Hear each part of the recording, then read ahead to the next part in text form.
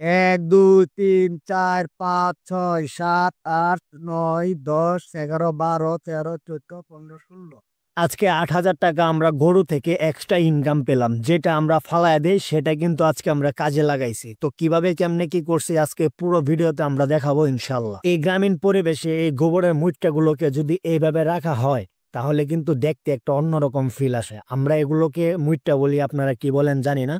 তবে এইগুলো কিন্তু আসলে বিক্রি করা যায়, রান্না করা যায়, যে কোনো কাজে ব্যবহার করা যায়। এবং এই যে ড্যাগ বা পাতিলগুলো দেখতে পারতেছেন, এইগুলোতে কিন্তু আমরা গরুর জন্য পানি গরম করি এইগুলো দিয়ে, এবং নষ্ট যে খড়গুলো থাকে এইগুলো দিয়ে। তো এই যে এখানেও কিন্তু বানানো রয়েছে এভাবে, কিন্তু আমরা প্রত্যেকটা জায়গায় এভাবে শুকাইতে দিই, অনেক সময় গাছে শুকাইতে দিই। আমরা গোবর এভাবে বিক্রি করে দিই। আপনি কি করেন অবশ্যই কমেন্ট করে জানাবেন। এখানে 4,060 পিস মুটটা রয়েছে, ঠিক আছে, 4,060 পিস। এখানে যত্ন করে রাখা গোবরের মুট্টাগুলো অনেকদিন যাবৎ পড়েছিল, এগুলোকে আমরা বিক্রি করি নাই, কারণ আমরা জমাইতেছিলাম 500, 1,000, 1,500, 2,000 টাকা বিক্রি করে আসলে একটা ফায়দা হয় না, এদিক সেদিক খরচ করে ফেলি। আর এখন একসাথে পাইছি টাকাটা একটা কাজে লাগাতে পারবো। তো যাই হোক, এই মুট্টাগুলোকে আমরা 8,000 টাকা বিক্রি করছি। আমার বাড়ির পাশেরই এক চাচি, উনি কিনে নিছে, উনি ধার্মিক, উনি ক্যামেরার সামনে আসতে যাচ্ছে না।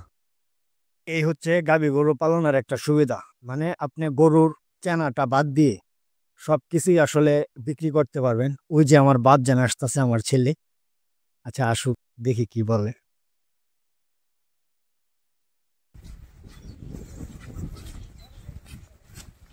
সালাম দেও। আসসালামু আলাইকুম। আর আজকে কি পড়ছে, একটা হাদিস করছে। একটা হাদিস শরীফ আকলিস্তিনাকা একটিকাল আমারুল করির হুজুরের টুপি কই? শরীফ আমি আছে হাদিস শরীফের আত্মা নাইমান কে কপি করা আল্লাহ আমারই আদাতে জান্নাত যাতে হইবে। এই যে আবার সালাম দিয়া যাও। আসসালামু আলাইকুম। আপনি গরু যদি পালেন তাহলে আসলে একটা দুইটা গরু দিয়ে অনেক কিছু করা যায়, অনেক কিছুই করা সম্ভব। আপনি গরুর চেনাটা বাদ দিয়া আপনি গরুর দুধ, গরুর বকনা বা গরুর সার বাছুর যাই বলেন, সবকিছুতে কিন্তু মোটামুটি লাভবান হওয়ার মতো একটা সুযোগ আছে। ঠিক আছে, যদি আপনি টেকনিক খাটায় খরচ কম করে যদি চিন্তা ভাবনা করেন যে না আমি গরু পালবো, তাহলে কিন্তু পালতে পারবেন ইনশাল্লাহ। ভালো থাকবেন, সুস্থ থাকবেন। আসসালামু আলাইকুম।